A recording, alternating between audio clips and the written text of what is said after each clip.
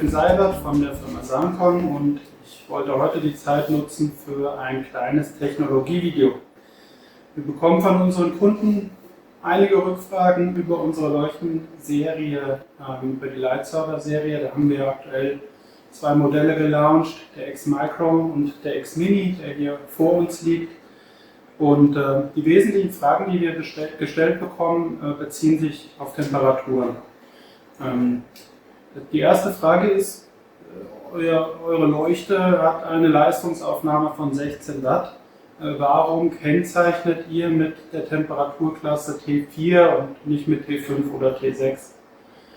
Die zweite Frage, die dann kommt, was ist ein schwarzer Absorber und warum muss der berücksichtigt werden? Die dritte Frage ist, warum macht ihr das und andere Leuchtenhersteller machen das nicht? Und ich versuche jetzt einfach mal mit einfachen Worten diesen drei Fragen nachzugehen. Der Lightserver oder die komplette Lightserver-Serie beinhaltet LEDs als Leuchtmittel. Die LEDs haben die Eigenschaft, dass die sehr viel Licht emittieren, bei sehr gutem Wirkungsgrad und relativ geringer Eigenerwärmung.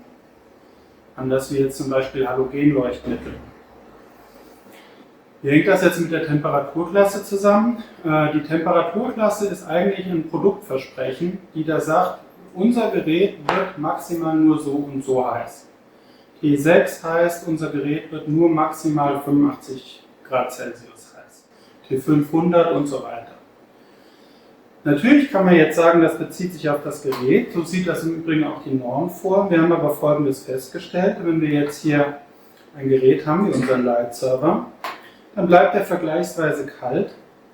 Aber wenn jetzt ein schwarzer Absorber, und da kommen wir gleich zur zweiten Frage dazu, in irgendeiner Form vor der Linse ist, das kann zum Beispiel ölverschmierter Film sein auf der Linse, das kann zum Beispiel sein ein schwarzer Partikel etc., dann passiert Folgendes, der wärmt sich auf.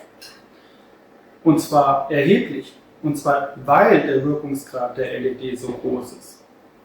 Das heißt, wir haben uns überlegt, dass wir das maximale Aufwärmen des schwarzen Absorbers mit in unser Produktversprechen einbinden. Wenn wir also dieses Gerät hier evaluieren hinsichtlich der maximalen Oberflächentemperatur, dann gucken wir uns sowohl die heißesten Punkte an dem Gerät an, wir gucken uns aber auch mit eigens dafür konstruierten und natürlich an der Stelle auch vorher evaluierten schwarzen Absorber, wie heiß werden die denn, wenn die an der Stelle vor dem Lichtaustritt sitzen.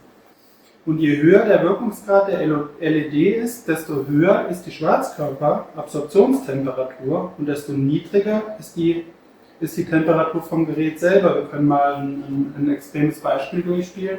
Wir gehen mal von einer LED aus, die den Wirkungsgrad 100% hätte. Dann hätte das Gerät selber, der Lightserver, immer nur Raumtemperatur, weil wir keine Verlustleistung haben.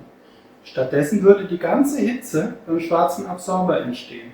Das heißt, der schwarze Absorber, der wäre deutlich heißer wie das Gerät selber.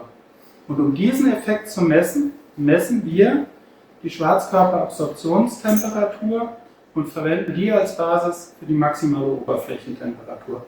Das führt dazu, dass unsere Lightserver im Zweifelsfall T4 oder T5 gekennzeichnet sind und nicht eben T6, wie es sein könnte, wenn man sich nur auf das Gerät, aber nicht auf die Schwarzkörpertemperatur beziehen würde. Also, die letzte Frage ist, warum machen das jetzt nicht alle Hersteller so? Letztendlich ist es so, vielleicht haben wir da an der Stelle eine kleine Normlücke. Die Norm bezieht sich auf das Gerät, nicht auf den schwarzen Absorber. Es gibt Normanwendungen aus der 60009, 7028, die auch die Idee von dem schwarzen Absorber auffassen. Dummerweise ist es so, dass bei divergentem Licht genau die 60009, 7028 keine Anwendung findet. Nichtsdestotrotz haben wir festgestellt, dass trotzdem die Schwarzkörpererwärmung erheblich ist, sodass wir uns hier entschieden haben, Wege außerhalb der Norm zu gehen, die wir aber für sicher halten.